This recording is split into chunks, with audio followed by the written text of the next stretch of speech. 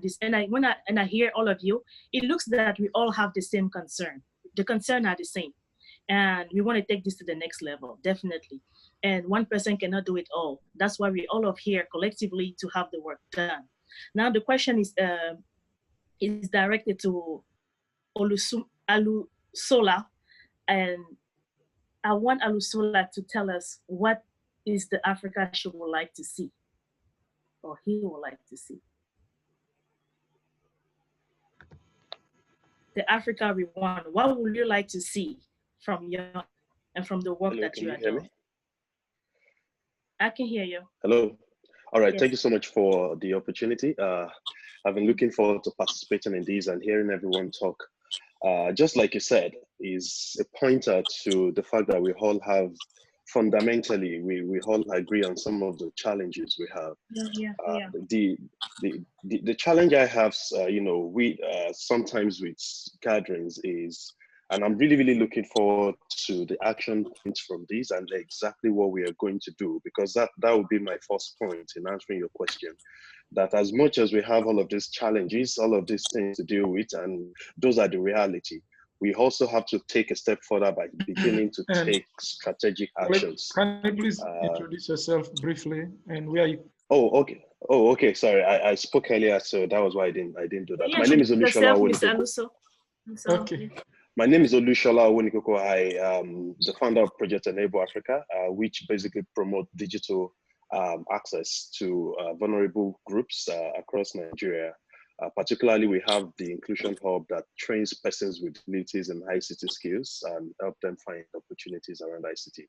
I also do a bit of research in ICT for D, which is intersection of ICT and international development. So like I was saying, I think as people, it's very important that we go beyond having some of these conversations to having conversations that ends in actions, so that we can collectively do something, and begin to do something. So I believe driving change, the kind of change we want to be done, this conversation, and that was why I'm so tired of attending many of the conferences around the world, because most of those places are just places where we go to have conversation, especially many of African leaders enjoy going having those conversations. I wouldn't want us to fall in that same category. We have to always end our conversations with talk. But more importantly, it's very necessary that we take strategy. The deficit I see around here is the lack of institutional approach to someone. And I appreciate what we are all doing in capacity.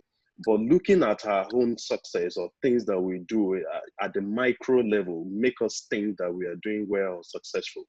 But by the time we look at it from a collective perspective, then we understand that it is actually Africa against the world, not just we or as individuals or individualization. I think that is very important if we are really, really going to step up to the global competition to see what we can do. And the second point I'm going to make, the first point I made is taking strategic action, which will be backed by strategic thinking. And of course, understanding, giving ourselves a vivid picture of where we're going to and how we're going to work from there. One of the things I think would happen is, because leaders are slowing us down, but I also think people, we are going to take strategic action that would eventually make our leaders irrelevant at what they do. Because technology is growing fast and we are not necessarily seeing policies and government actions that are commensurate with the growth and direction that technology is going. But looking at our individuals' action, organizational input, we are going to position, and I think that is what we should begin to do, to see what we can do, leveraging on the tools we have in such a way that our leaders begin to find themselves irrelevant. Because truth be told, power will not be given to us. Positions will not be vacated for us. And violence is not a way we can approach. I think the next best thing we have to look is how to coordinate our efforts, be strategic in our thinking and actions, such that we make those who insist on making a position irrelevant as time goes. We make them, begin to understand that we are building a system underground that is capable of of replacing them. Of course, that will take time, that will take effort. It's not something we can rush through. Nothing systemic happen, just by the tickle of a eye. These things take time. But also fundamentally to that is that we have to begin to address our vulnerability as a people. And I'm going to take 1 or 2 minutes to explain what I mean by this vulnerability.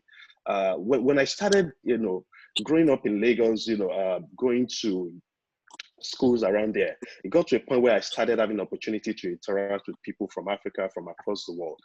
And the first thing I noticed, which I think is fundamental to undermining our collective activities or progress as young Africans, is that we have this sense of vulnerability that the Western education that most of our curriculum are built on are developed into us.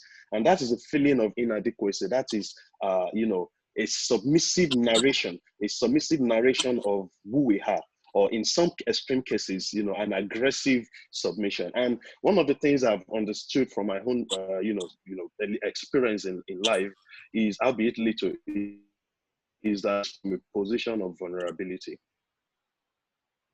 The West, that is what many of time-driven development has delivered to us, to give us a bit of help, but also make us feel inadequate in ourselves, make us feel inadequate in addressing our own solution and addressing our own challenges, all of those things. It is very, very important that we begin to look inward and address some of those challenges, some of those narratives, the educational institution, the political institution, the international aid structure that helps us, that makes the position us to question our own capacity as individuals. I've met people across the world, and I'm sure you have.